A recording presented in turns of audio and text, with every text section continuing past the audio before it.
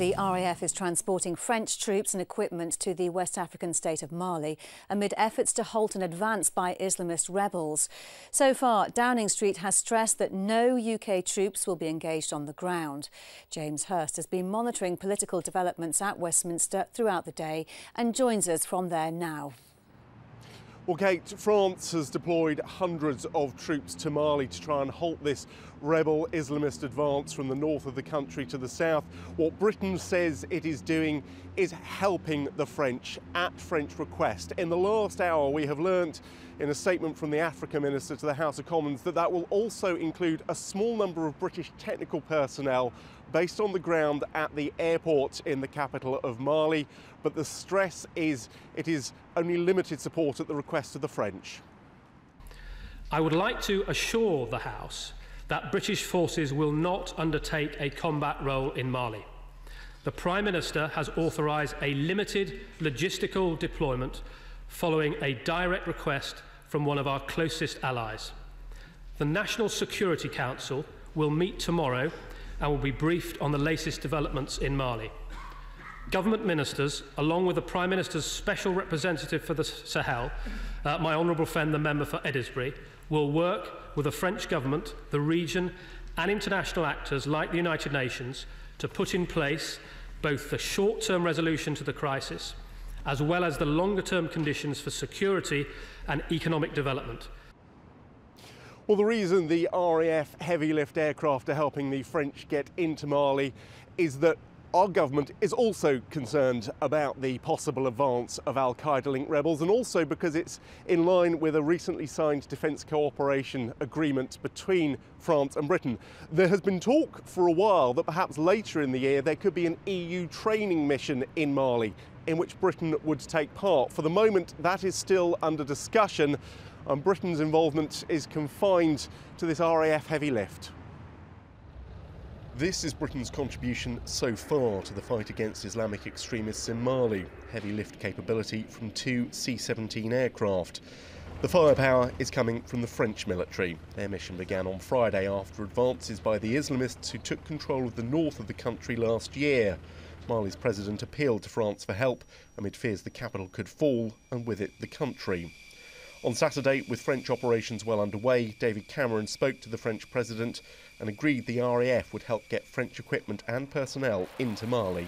What is being done in Mali is very much in our interest. There is a very dangerous Islamist regime allied to al-Qaeda in control of the north of that country. It was threatening the south of that country, and we should support the action that the French have taken. And so we were first out of the blocks, as it were, to say to the French, we'll help you, we'll work with you, and we'll share all intelligence we have with you and try to help you with what you're doing. France also has several hundred troops on the ground in Mali. Britain, though, insists any involvement it has will be far more limited. Can the Minister spell out the full list of military capabilities that have been offered to the French, and can he rule out the deployment of any additional UK military assets in response to the Mali crisis? Our giving of C-17 aircraft was in a request to the French for their specifically for their support. They have not asked for any further assets, and nor have we offered them. I would say that at the moment we certainly have absolutely no plans to deploy any ground forces to Mali. In the capital of Mali, hundreds of miles from the front line, the French intervention has been welcomed. How long it may take is unclear, but France insists this will not become its Afghanistan. Regarding France's direct involvement, it is only a matter of weeks. Later on we can come back as backup, but we have no intention of staying forever. Mali was already expecting its neighbours to send troops later this year to help recapture the north. Now that the fighting has begun, the pressure is on to put that plan into fast forward. Now, this crisis has been dragging on for almost a year now, and that force that was being gathered by West African nations wasn't due to be operational until the autumn. So until this French intervention, there seems to have been no real sense of urgency to retake northern Mali. Will Inglis has been looking at why it's all come to a head. The British forces heading on a new intervention to a new part of the world. A former French colony, Mali just isn't one of those places you might expect to find the British military, even in this supporting role. Mali matters in part because of its sheer proximity to Europe. It's just a couple of days' drive from the Mediterranean. The government has lost control of the northern half of the country, and the Western thinking is that now represents ungoverned space, a little like Afghanistan in the 90s. Mali has long had a rebel movement, but last year several groupings of native Tuaregs came together and seized control of the north. Now, though, they've lost a power struggle with Al-Qaida in the Islamic Maghreb. They're using in part weapons left by fleeing government forces and in part firepower stolen during the Libyan civil war. More recently, though, they started pushing towards the capital Bamako, a move that could have wiped out the Malian army. France has nothing like the C-17. The country does have a small fleet of C-130s, which can transport one small armoured vehicle at a time, although obviously far more slowly, and over that range with little else on board. You can also assume that they and the smaller French C-160s are pretty busy with tactical taskings in country. So for the next week, 2 RAF planes are assigned to this op, with 1 in use and 1 in reserve. The C-17 is a unique capability in terms of its load and lift. But also it says a lot about our ability to pool and share our resources with strategic partners such as France. And so we can move large loads very quickly to desired locations. The fear is that this leads to acts of terror elsewhere. The rebels claim to have sleeper terrorist cells already positioned in the West African countries, promising to send troops. France too is worried, raising its terror alert level. With the British forces now supporting the French mission in Mali, the Home Office won't discuss the possibility of any change in UK threat level, saying simply that they don't comment on security matters. Will Inglis, Forces News. Well, with me now is the Prime Minister's envoy to the Sahel region, Stephen O'Brien. Is this a crisis that has just unfolded in Mali?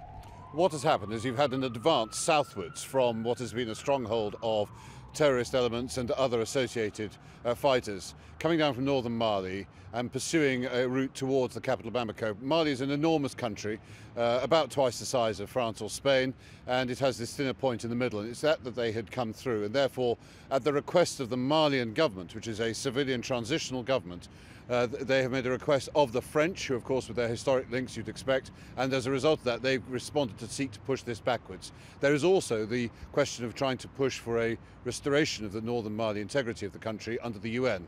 How likely do you think it is that we will now send British military trainers in the very near future to try and help with the regional mission? Let us be absolutely clear. The Prime Minister has made it a promise to the French in response to their request to support them, and it's part of an international response. Other countries are doing something similar.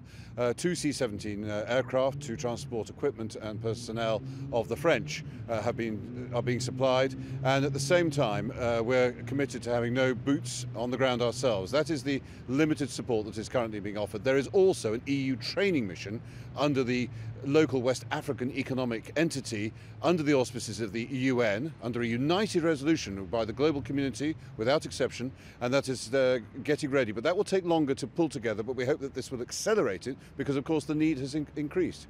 Briefly, how urgent do you think it is that that training mission goes ahead, and how quickly do you think it might happen? Well, of course it does matter that it happens as quickly as it's possible to muster and to make sure that it is properly assembled and that it will be able to provide both appropriate training and that it will be able to pull people to be ready in an appropriate way to offer the military support and intervention to the Malian government as they seek to restore the integrity of the northern part of their own country and therefore increase the stability, not just regionally, of that part of Africa and the wider African continent, but let's remember this is quite close to the southern underbelly of Europe and the incentives that we are fearful the terrorists may have to disrupt our interests both across Europe and in the UK itself.